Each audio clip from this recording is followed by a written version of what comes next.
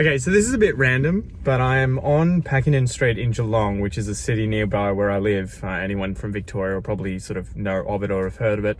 And I'm out here hunting some whiskey for my dad for his birthday. And I thought, you know, I might include this in a video because whiskey, I feel, at least for me personally now, is very similar, my taste in whiskey, to my taste in plants. You look like a man who appreciates good whiskey. I dived into whiskey quite heavily a few years ago when I was doing, I was on a keto diet. So that's where you don't eat carbs. And effectively, I was looking for an alcohol that I could drink that didn't have many, or if any, carbohydrates in it. And whiskey or spirits of some kind is a good one. Anyway, I dove in really deeply like I have with plants and got to learn about all the different types of whiskeys, how they're made, where they're from, why they're different, the different ages, everything like that. And pretty quickly went down a rabbit hole of getting into the very rare and expensive stuff. Why does this always happen to me? Like many of my plants. And my dad kind of came along for that ride as well. And so we would always be buying whiskeys and drinking them together, having tastings with friends and family. And it was a lot of fun anyway. So I thought I would come down to Dan Murphy's here on Packington Street because it tends to have the best selection for rare whiskeys nearby. I can buy online, but I'm kind of just felt like going for a bit of a browse. So anyway, let's go have a look and then we'll get into some plant chores and stuff later. Talk about the sleep I lost without time to care. Dreaming would condition me without the time to spare. 3 shots to wash away the pain. Whiskey working in my pores, flowing down like rain. Here we are. Gonna have to have a gander and see what we can find. So here are some of the really impressive Australian whiskies. I've had these before, especially the port cask here. Absolutely phenomenal. And also we've got some of the Larks from Tasmania, which are phenomenal as well. The two that I'm tossing up between are the Lagavulin 12-year-old over here, the Diageo release, pretty exy though, and the Talisker 8 over here, which I haven't tried yet. I might go this one, I think. But yeah, Talisker is one of my favorites. Absolutely phenomenal. And I know if I get my dad this, we get to both try it. Okay, so we're back and I decided to go with the Talisker 8. So I absolutely love Talisker or Talisker, depending on how you want to pronounce it. The Diageo releases here, the special releases, always cask strength, and they are just, out of this world. So this one is 59.7% alcohol. That's how you know it's cask strength. And I think my dad's going to like it. Talisker tends to be very, very kind of seaweedy. It has these iodine kind of tastes that are sort of Vegemite-y. We love a Vegemite. We all adore a Vegemite. And these special releases are always really unique. So yeah, definitely worth checking out. A little tip for you guys too, if you're in Australia and you want to buy something at Dan Murphy's, they'll price match. So jump onto thewhiskylist.com.au and you can look up all the prices, and this website effectively finds the cheapest price online for any of these bottles and you can price match it. So I saved $10 buying this for Dad, so hopefully he likes it. Happy birthday, Dad. Okay, now I think, seeing as we're already in Geelong, we might go for a little cruise and go to Bunnings in North Geelong and just see what they've got. The places that I've been, the faces mine are friends, fumbling,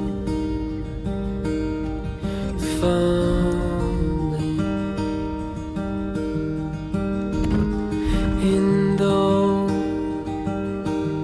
with murky miles ahead,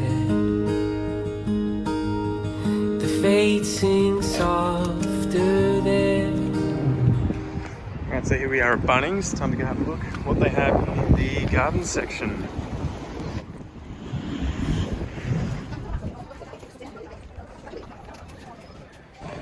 Man, it's the best when it's like this lush because you know that they've had heaps of new orders come in. So let's have a look, see if they've got anything interesting. It's the coldest hand to run down this land where the ocean lands.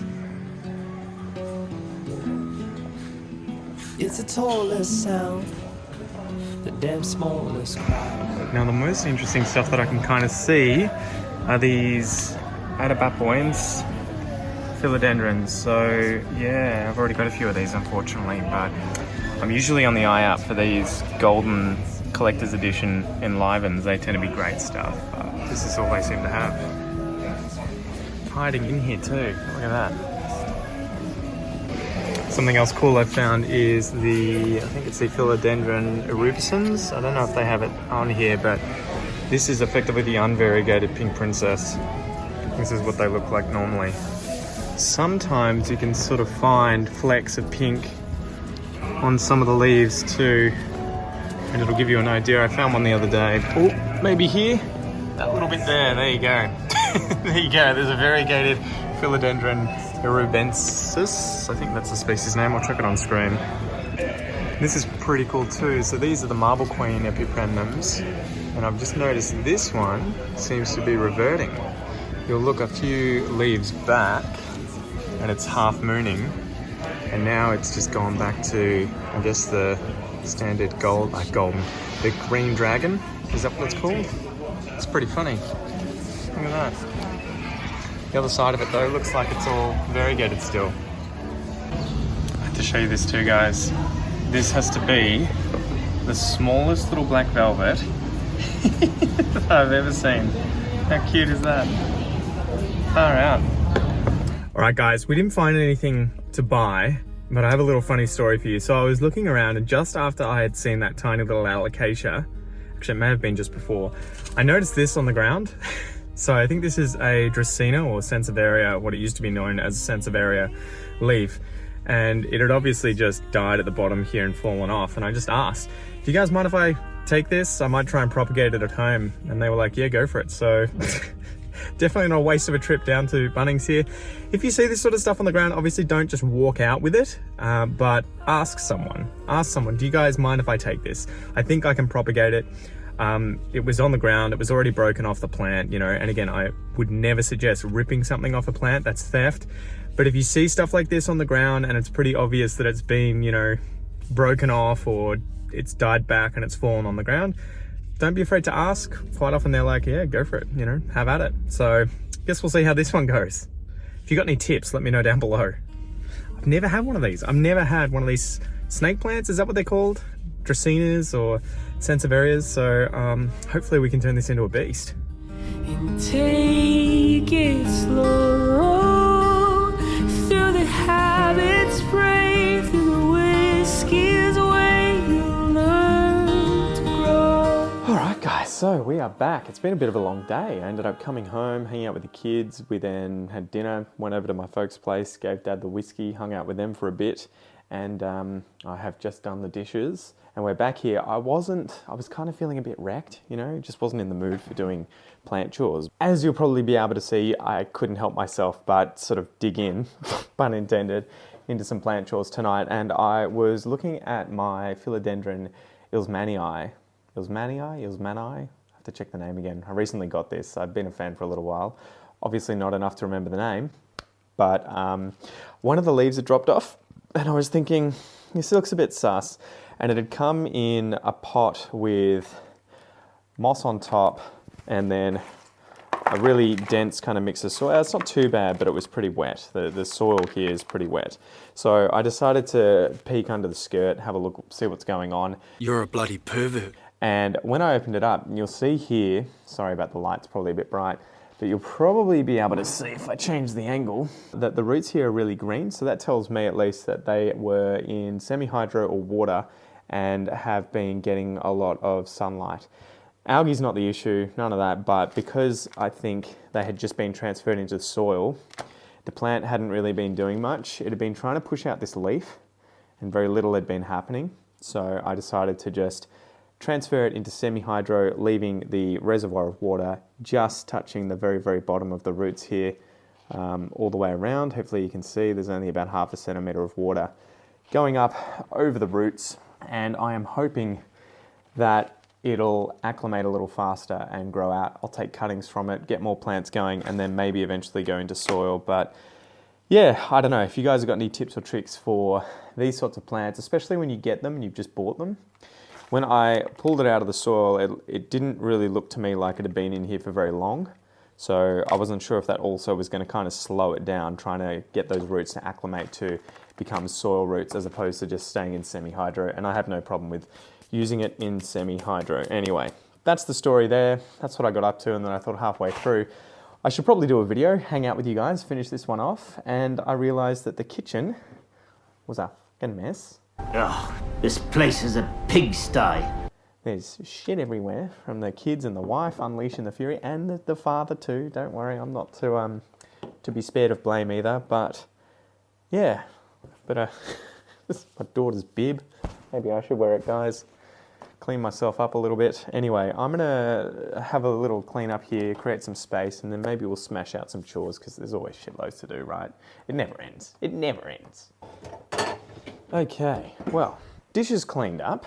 Got my little Ils Manii. Yeah, so it is Ils Manii, at least based on what I've written here. Okay, so I'll chuck my little label in here. I seem to label everything, not because I necessarily need to remember, but I always think if I drop dead and my wife has to deal with all of this. What am I meant to do with that? And selling it off to, you know, salvage a bit of the money that it's worth, she's going to have a hell of a job if things aren't labelled and she can't recognise any of these plants. She'll just be like, what the fuck are these? does anyone want to come over here for $100 and just take everything? Someone will get an amazing deal. Anyway, put him back. Then we got this guy. So the story was we went to Bunnings. I didn't see anything I really wanted to buy and had the audacity to ask if I could take this home because I found it on, I think I found it on a shelf. It had obviously fallen off a Dracaena plant. Now, I'm not sure what species this is. Let me know in the comments below if you recognize this guy, guys. But what I think I'm gonna do is just cut the bottom here and chuck it in some water and hope that I can propagate it. I've never done this. It's my first time. So that again sort of gave me the impetus to ask. I was like, you know, being shameless, went up there and was like, can I, by any chance, you know, I didn't rip this off. I'm just a casual viewer here. I was checking out the plants and I happened upon a leaf that had fallen off one of these plants. I know it's going to go in the trash. Can I take it home? And the lady was like, I can take it. Well, I don't want it. That's perfect. So I've got this little vessel here. A vessel. It's a glass. It's a glass. I'm going to, I think, just chop off the bottom here. I don't know what's going on here, but it looks like it's kind of dying. This is getting a bit translucent, a bit transparent. It still feels pretty rubbery, but it's not as sort of strong as the rest of it. So I'm going to chop that off. It's probably just rotting. And then I'm just going to chuck it in water. I think that's all there is to it, right, guys? I mean, you tell me. First things first, got some scissors here. They are not that clean, so I'm going to spray them down with isopropyl alcohol. And then give them a shake. Poof, without getting it in my eyes. God damn it. Taxi. All right, that should do the trick. Give it a bit of a shaky shake. Shake and bake. All right, that's probably good enough. And I'm just gonna cut like that. Try and give it a nice clean, sharp cut as best I can. And then I will fill this up with some filtered water and put it in. I think that's really all there is to it, guys. It's not magic. So I'm going to do this in the background instead of bringing you all the way over here. Save you the travel. Okay, there we go. That's warm water, but whatever. Wham bam, thank you ma'am.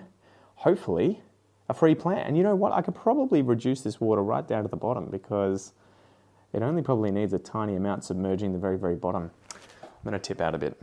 Now, the reason being you want as little water as possible to do the job because it's going to allow any of the hormones like auxin and the other one that starts with C that I've forgotten that gets secreted from the plant to stay at a higher concentration than if you have way more water and only one cutting in here. So yeah, there's that. I'm going to chuck that on a shelf here under a grow light and we'll get on to the next task. That's where this guy's living. And I've got a whole bunch of other things here, propagations and everything else, bouncing back. I wonder if you can see.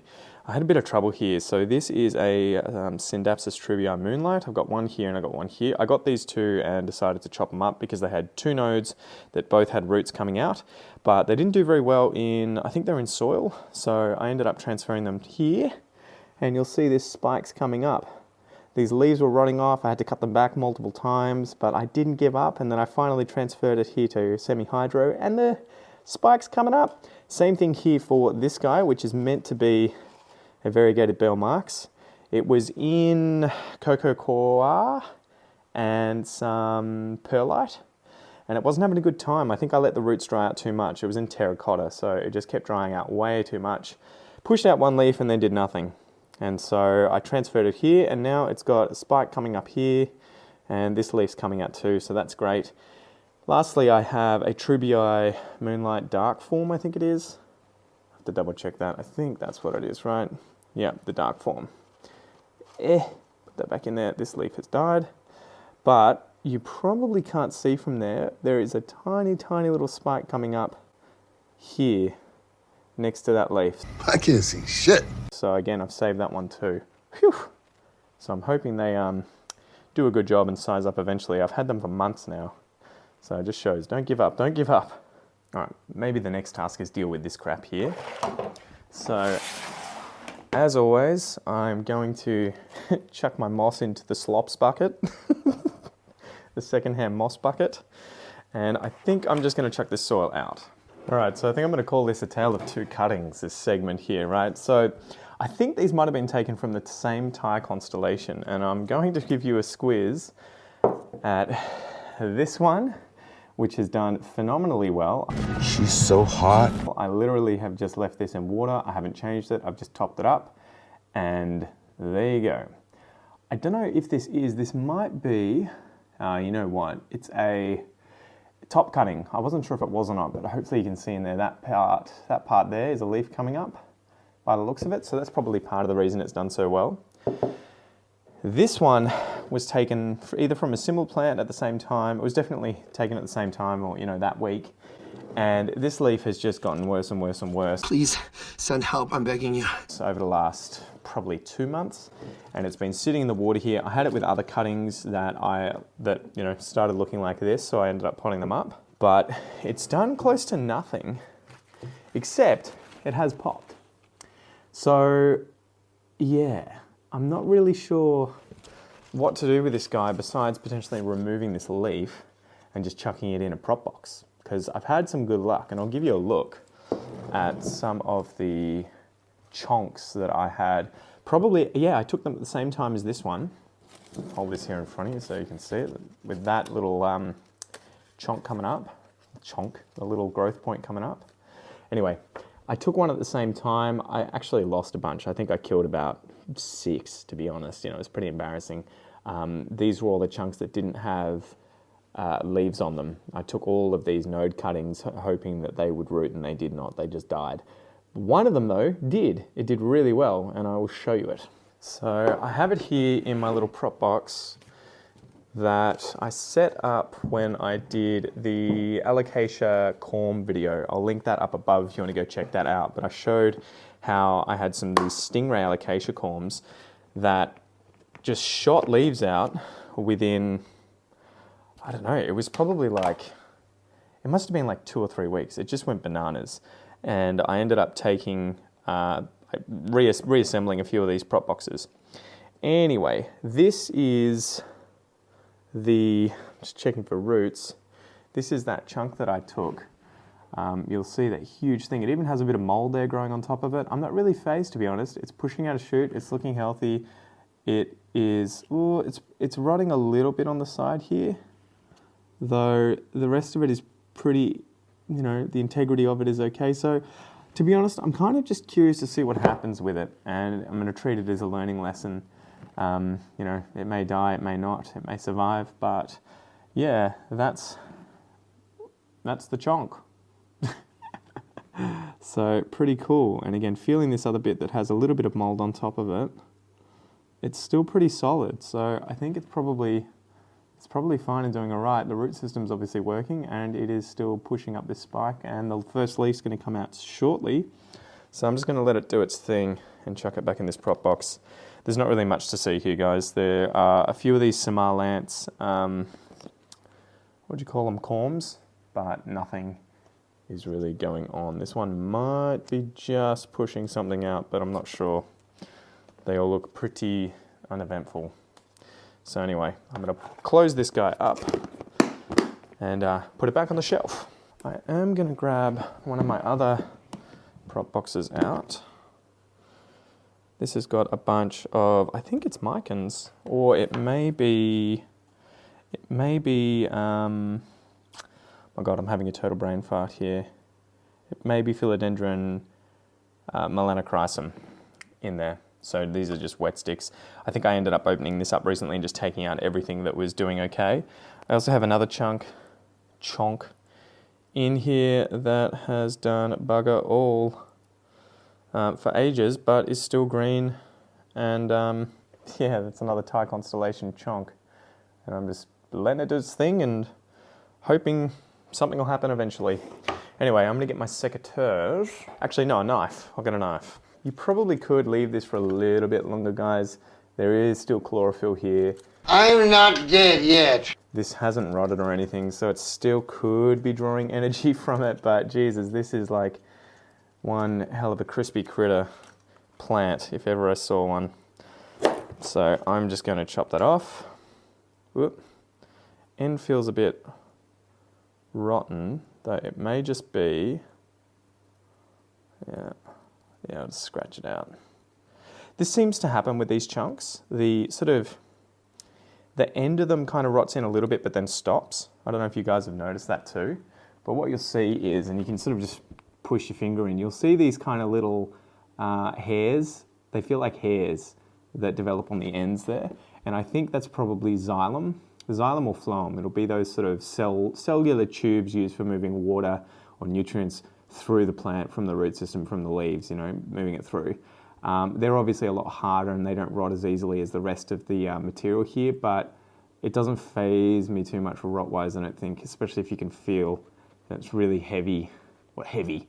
It's tough in here. It's really solid. So I think that's just the outer surface that has rotted away in the water there, or just dissolved, right? And this whole thing is pretty black. I think it's just that it was really old and the outside had really kind of crusted up. So I don't think it's too much to worry about. Anyway, it's sort of a learning lesson. I don't really expect much to happen here, but I am impressed that this little guy has come out already. I'll give it a rinse. The only thing to keep an eye on will be this sort of remainder of the petiole that's sticking onto the node here, because that is going to be the first thing to rot off. So if you're going to chuck that in the prop box, just keep an eye on it. It's solid at the moment and you can see it's not rotting currently, but within probably a week or two, this is going to probably rot off and you'll just be able to pull it off and it'll end up looking like this guy. So there you go. A tale of two chonks. I'll have to give you guys updates in the future, but it is promising that something is happening here. So that's pretty cool. Anyway, give it a quick rinse. Bit of a scrub-a-dub-dub-dub. I don't think it's going to get much better than that, guys. So, the final product. There you go. The roots here, or at least the old aerial root, I think that's rotted off, as you can again see, probably it'll be the xylem, I think, on the inside here, that part, the string that you normally see if you get roots that have rotted and you're like sort of, what would you say? What's the word? Deglove? Is that what it is? Like when it happens to people's hands and the bones are left? It kind of like gets degloved and you'll find this strand on the inside. I think that'll be phloem or xylem or something, and they'll just be harder cells, these tubules of cells that are harder to rot away. But yeah, so you can see that that sort of little bit is there and the rest around is rotted. This is probably where the roots will come out of, so I will put it down like this into the moss, probably submerge it about halfway and hope this guy comes up. And also obviously keeping this petiole base part out of the moss, because yeah, you don't really want it rotting in there. So, okay, so I'm just going to look for a little bit of real estate here and submerge him down. Where's the little, just make sure it's got some nice contact with the moss and that the growth point is kind of, clear to grow upwards. There we go. And there you go, guys. So the growth point's over here, the root's on the underside, and I brought the moss sort of halfway up the chunk. So I'm going to leave it like that. I might give it a bit of a spritz and throw this guy out. That's not good for much besides feeding the fungi. And I'll chuck this guy back on the shelf. Have some water, you filthy animals. Yeah, have some water. So next step is dealing with this guy, and I'm going to see if I can bring him out without doing too much damage to the roots. Gently. Oh my god, it's so good when you see that kind of explosion, Medusa explosion of roots coming out of the one large root that was coming off the plant. Like, it just turns me on, guys. Like, who's gonna lie? You know, that sort of root porn, it's just the bomb. It's just the bomb. So I think my normal trick here with cuttings like this, especially when they are the tip cuttings, you can see the sheath here, so something will eventually come out of that, is to usually chuck them in a vessel with leca at the bottom and moss or some other substrate, could be leca as well, above it, and see what they do. I'm trying to think what I have available to me. The other thing is I could just chuck it in soil, but I currently have a huge gnat outbreak and I'm sort of trying to use other materials as often as possible. So yeah, maybe I'll have a think. Okay, so I've got some leca here. I'm just going to quietly pick it up, chuck it into my vessel. So I've kind of run out of good vessels. I am a vessel of the Lord. God damn it, jars, cups, you know what I mean, vessels. But this is what I've got. It should be okay. The top's pretty big. Usually I wouldn't recommend using stuff where the top kind of curves over, especially if it's smaller like this, because especially if you have something that grows this viciously, you're gonna have to smash it to get it out later on. Anyway, so my normal trick, as I've shown in the previous semi-hydro video that I did, I'll link it above here, is to put leca at the bottom, create a little sort of 1 inch to 1.5 inch reservoir, you know, 3 to 4 centimeters, and then chuck the plant in, and you can fill it up with whatever your desired substrate is. You can keep using leca, you could use moss, you could use perlite, you could use rocks, you could use stratum. It's whatever you want. Ultimately, all you need is something that's going to wick up the moisture and ensure nutrient solution or water is getting to the roots, and there is also adequate air for those roots as well. So, okay. I think we're just going to use moss because I am kind of in a lazy mood and I have a lot of it here from my slops bucket.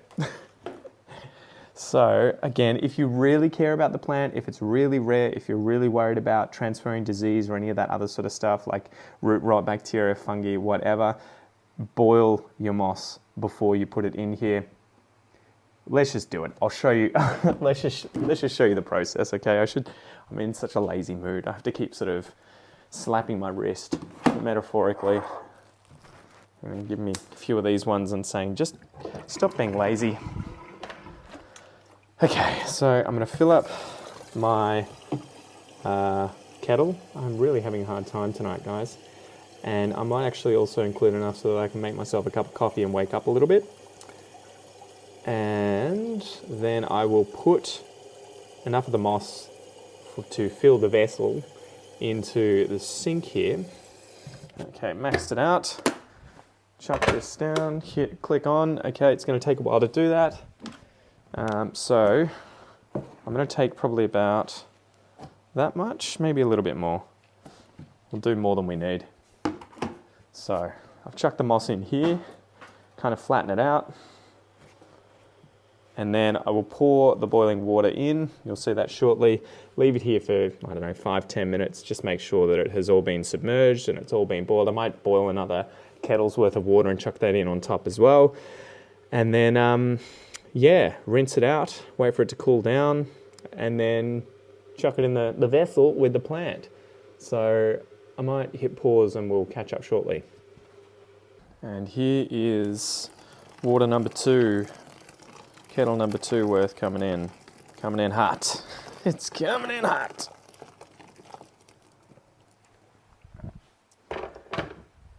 It's so funny, guys, that every time I do this, it just reminds me of the beach. Oh God, you're weird. I always mention it, but yeah, you'll have to let me know if you've boiled sphagnum moss before and if it smells to you like seaweed on the beach. It just reminds me so much of that. I could smell it all day. Love it. Okay, so I'm going to grab out a spatula, don't tell my wife, and I'm just going to make sure that all of the sphagnum moss has been submerged beneath the water. so that hopefully any of the bugs on there get killed. I'll leave it for another 5 minutes. It's probably been about 10 or 15 minutes already. And then I will probably pour a bit of extra water in because it'll be too hot for my hands. And then just pull the plug, let it all go down the drain, all the water soak out, rinse it out, and then, yeah, we'll pot up this Thai Constellation. Lucky I'm filling the dishwasher.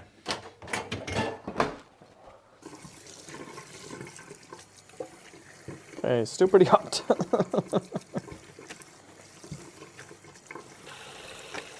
Okay, so I'm just going to wring it out as much as I can.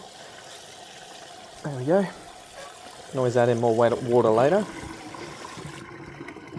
And I am just going to catch the rest of the moss here in the little strainer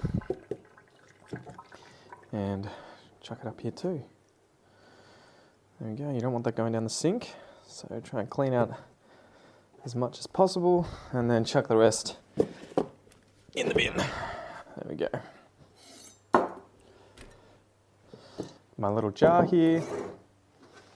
Bring the plant to the side, and I'm just going to lightly fluff up the moss as I just compressed it, so I need it to sort of come out a bit and get a bit more air in it. There we go. So effectively just make sure that there are no balls in there that are sort of hard compressed balls of moss. Feels pretty good to me.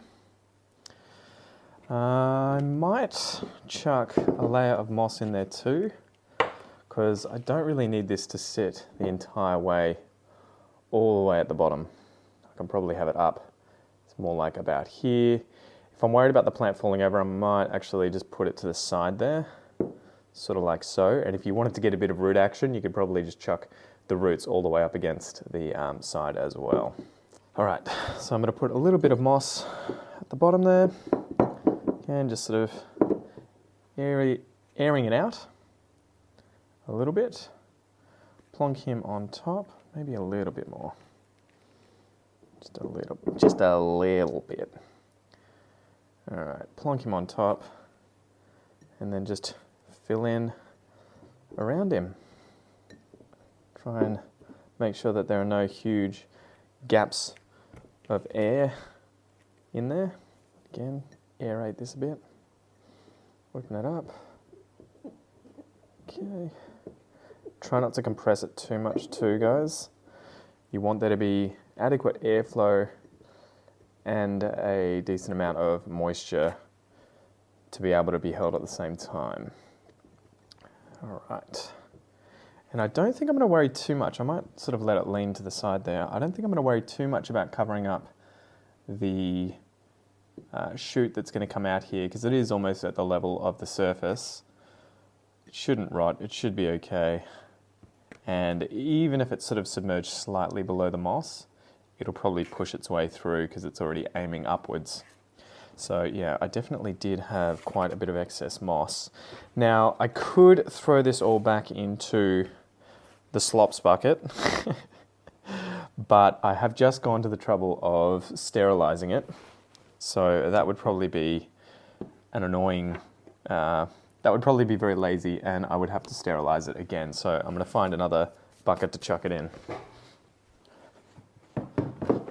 Okay.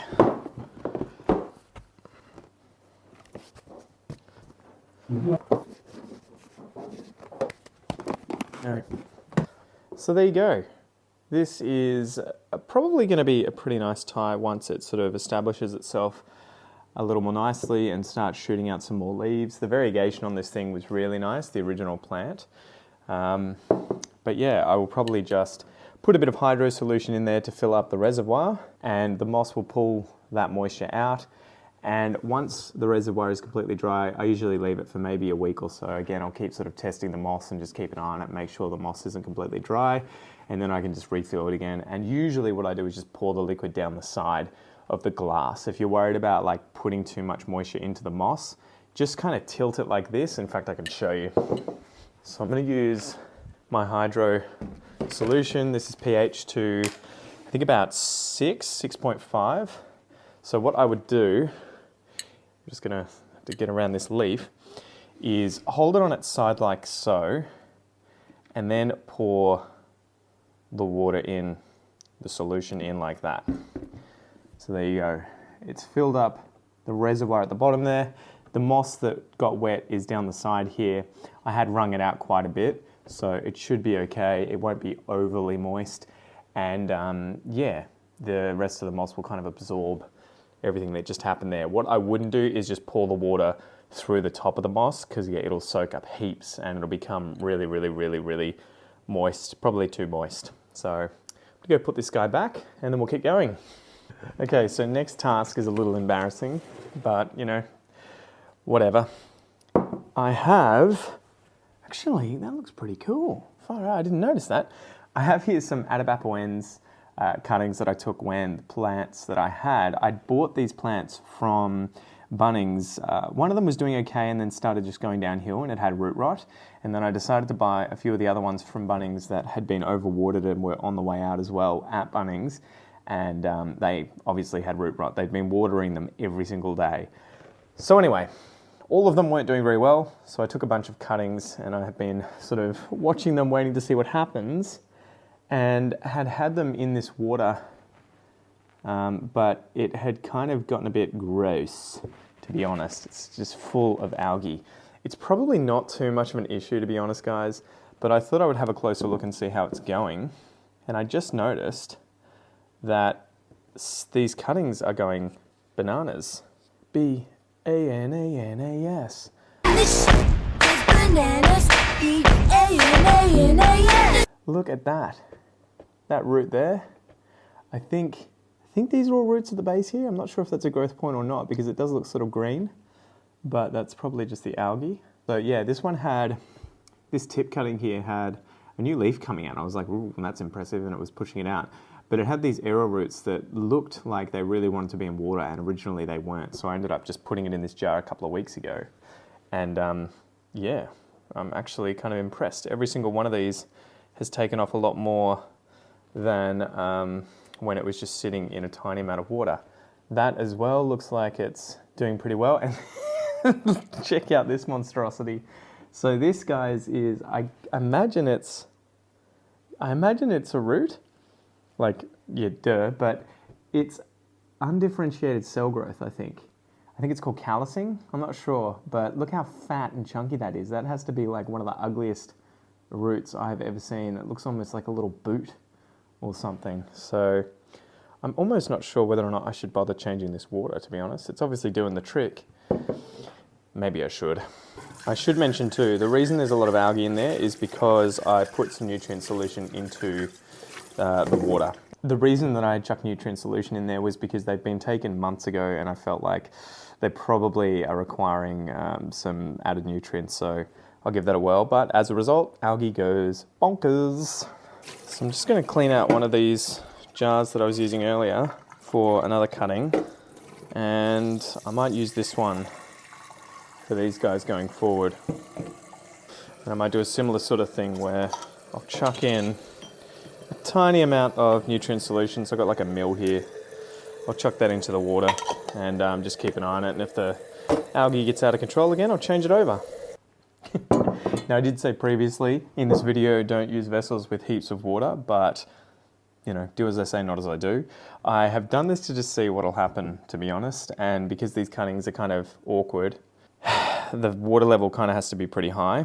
And the reason they're kind of awkward, these two aren't too bad, but this thing, I need to get the water level covering these two roots here at the top, but also covering the bottom here. And so I need something big like this one, I feel, that's going to have a high enough water level. The annoying thing with the other vessel was that they only just fit in and the water would keep evaporating every single day, and I was having to go over every single day and keep filling it up. So that's why I'm using this, and to be honest, I might actually just top it up even further and we'll just see how it goes.